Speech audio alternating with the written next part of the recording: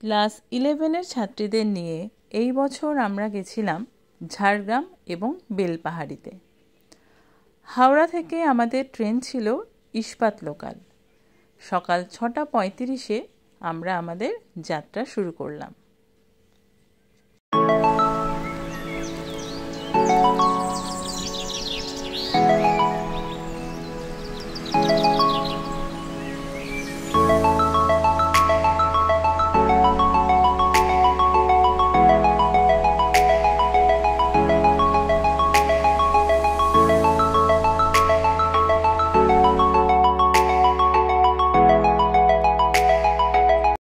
ট্রেনে সকলের হাতে দেয়া হলো কিটক্যাট ও পোলো।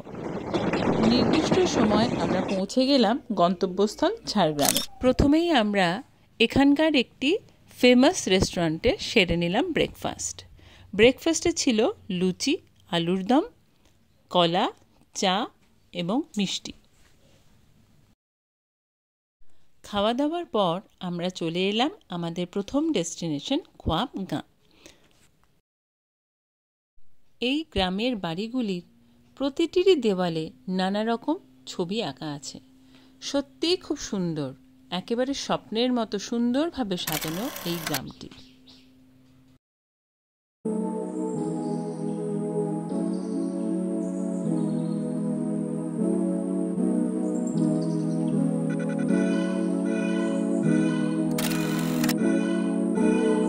আমাদের দ্বিতীয় ডেস্টিনেশন হচ্ছে জঙ্গলমহল জুলজিক্যাল পার্ক।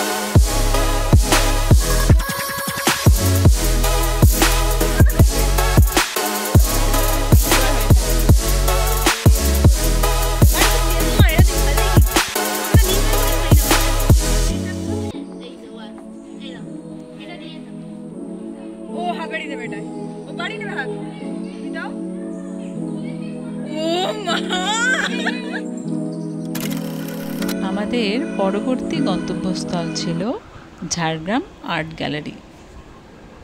স্কুলের বয়স প্রায় 41 বছরের উপরে হয়ে গেছে, আর আমরা যে 1 থেকে 7 যে মেলাটা করি সেটার এবছর 34 বছর।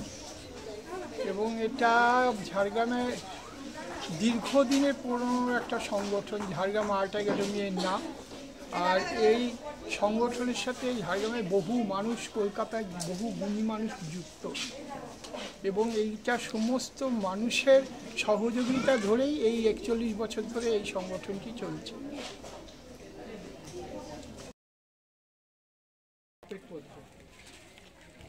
কি বানাচ্ছ তুমি? একটা বার্নিশ বানাচ্ছি, মানে বোঝা নিয়েছে এখন বানাচ্ছি। বাহ,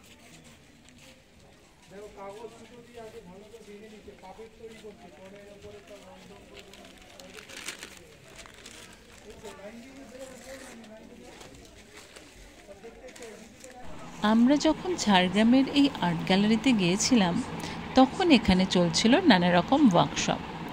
আমরা দেখতেই পাচ্ছি এখানে ছাত্রছাত্রীরা স্লেটের ওপর খোদাই করে সহজ পাঠের বিভিন্ন চরিত্র ফুটিয়ে তুলছিল।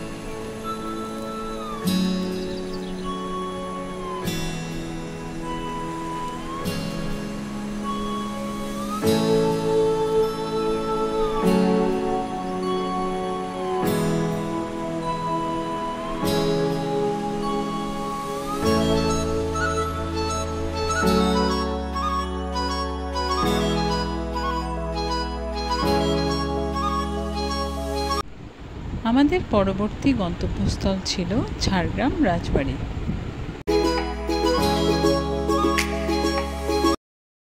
ঝাড়গ্রাম রাজবাড়ির পর আমরা এগিয়ে চললাম আমাদের ডেস্টিনেশন মানে বনের পাখি রিসর্টের দিকে। সবুজে ঘেরা এই রিসর্টটি কিন্তু প্রথম দর্শনেই আমাদের মন কেড়ে নিল। চলো আমরা একবার ঘুরে দেখি এই রিসর্টটি।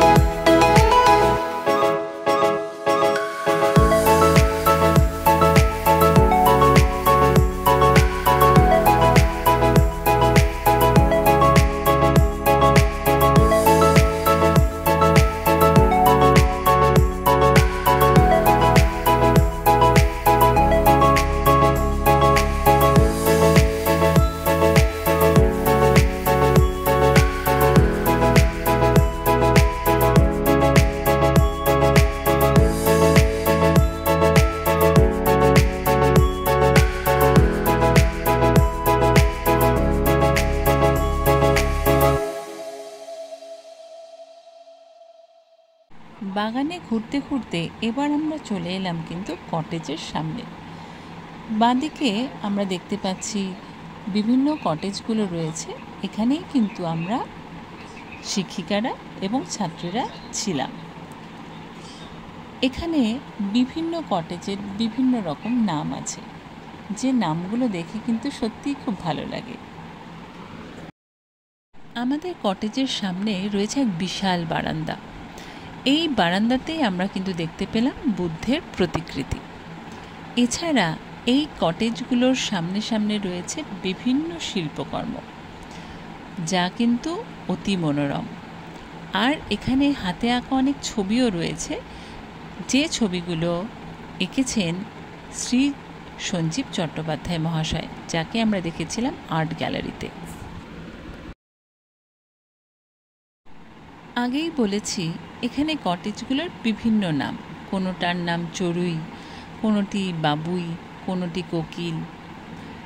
এরপর আমরা একটু এগিয়ে চলেছি আরও দুটো রুমের দিকে, যেখানে আমাদের ছাত্রীরা ছিল।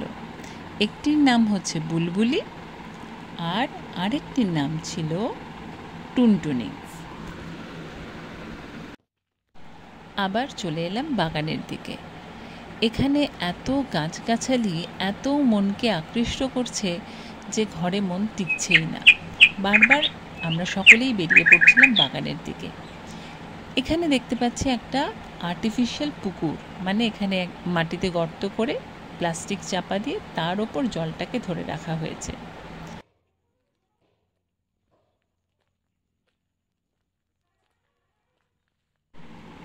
এই জায়গাটি হলো এই বনের পাখি রিসর্টের ডাইনিং স্পেস। এইখানে কিন্তু একসাথে প্রায় 40 থেকে 45 জনের সিটিং অ্যারেঞ্জমেন্ট আছে। ডাইনিং স্পেসের সাথেই কিন্তু লাগোয়া কিচেন। এই কিচেনের বাসনপত্র বা রান্নার জায়গা সবটাই ছিল অত্যন্ত পরিষ্কার ও পরিচ্ছন্ন। সন্ধ্যাবেলা আমাদের রিসর্ট থেকে এখানে আমরা একটা ফাউন্টেন দেখছি, খুব সুন্দর। এখানে জল মানে জলটা স্টোর করা হচ্ছে প্লাস্টিক পেতে, একটা জায়গা আর কি গর্ত মতো করে প্লাস্টিক পেতে সেখানে জলের ব্যবস্থাটা করা হয়েছে।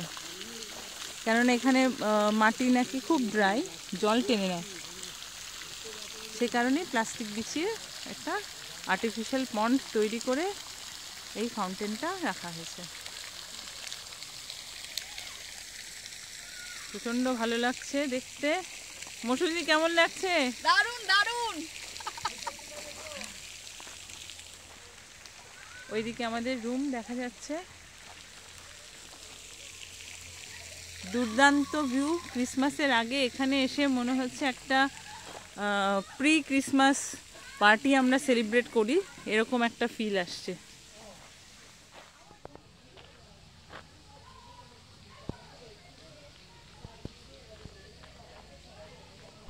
এবার আমরা একটা জায়গায় বসে পড়েছি সকলে মিলে চেয়ার পেতে, আর মাঝখানে একটি জায়গায় আমরা কাঠ জড়ো করেছি যাতে ক্যাম্প ফায়ার করতে পারি। ক্যাম্প ফায়ারের আগেই আমরা হাতে পেয়ে গেছি গরম গরম চপ।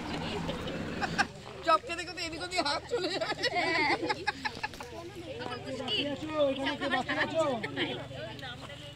এই চপটা ভালো।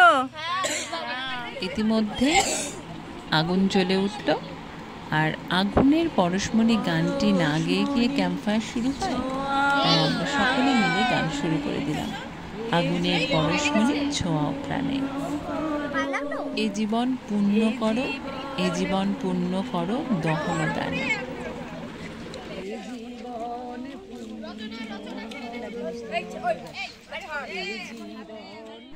ক্যাম্প ফায়ারে প্রচণ্ড নাচানাচি, অন্তাক্ষরী, হই হুল্লোড় ইত্যাদি করে প্রত্যেকেরই এখন খুব খিদে পেয়ে গেছে। তাই এবার আমরা বসে পড়লাম ডিনারে। গরম গরম প্রত্যেকটি খাবারে ছিল অত্যন্ত সুস্বাদু।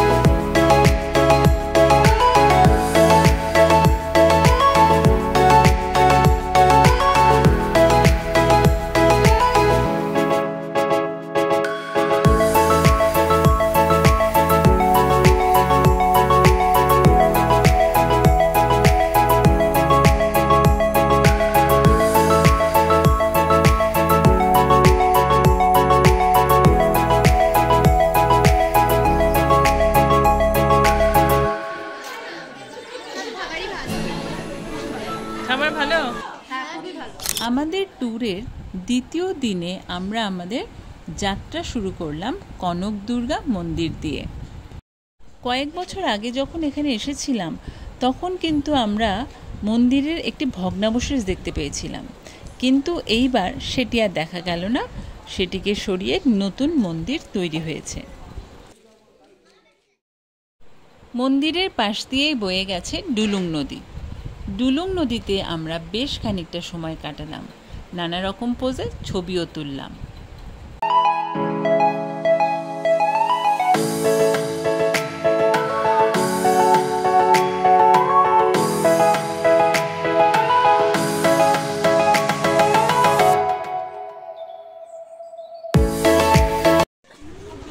মন্দিরে প্রতিমা দর্শনের পর এবং নদীতে বেশ কিছু সময় কাটিয়ে আমরা এবার মন্দিরের একটা পাশে ব্রেকফাস্ট করে নিলাম। এরপর আমরা গেলাম তারাফেনী ব্যারেজে।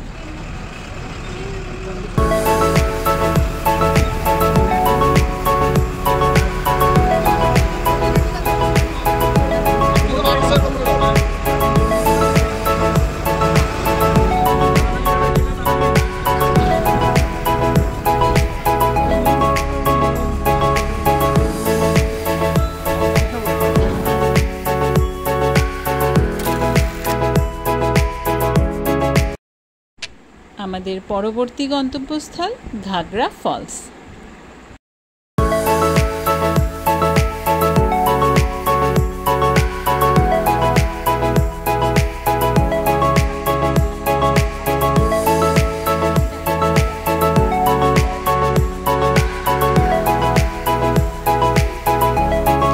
এরপরে আমরা গেলাম গাররাশিনী পাহাড়। আমরা ট্রেক করে উঠছি গাররাশিনী পাহাড়ে, অনেকটা উঠে চলে এসেছি, এখনো অনেকে আসছে। রাস্তা খুব চড়াই উতরাই, প্রচণ্ড কষ্ট হচ্ছে, শীতকালেও প্রচণ্ড ঘেমে যাচ্ছি। এই যে মৌসুমি মিস আসছে পেছনে, স্টুডেন্টরাও আসছে। কেমন লাগছে? খুব ভালো মৌসুমি দি, দারুণ দারুণ।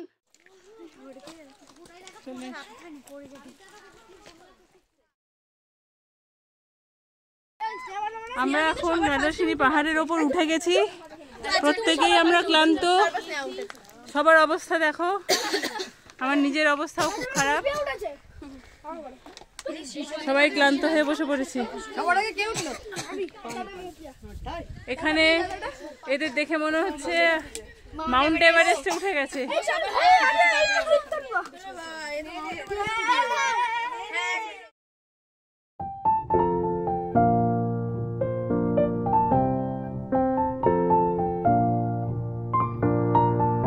বেলপাহাড়ি ভ্রমণের আমাদের শেষ গন্তব্যস্থল ছিল কাঁকড়াঝোড়।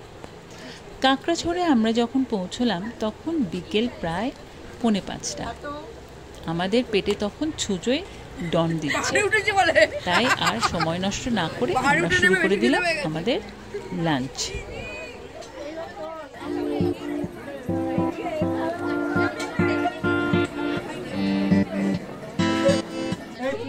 লাঞ্চ করতে করতেই সন্ধে নেমে গেল, তাই পায়ে হেঁটে জঙ্গলে ঘোরা আর হলো না। তবে জঙ্গলের পথ ধরেই আমরা বাসে করে রিসর্টের দিকে ফিরছিলাম। হালকা অন্ধকারের মধ্যে দিয়ে বাসে করে আসতে আসতে দুপাশের জানলা দিয়ে যা দৃশ্য আমরা উপভোগ করলাম সে আর বলে বোঝাতে পারবো না।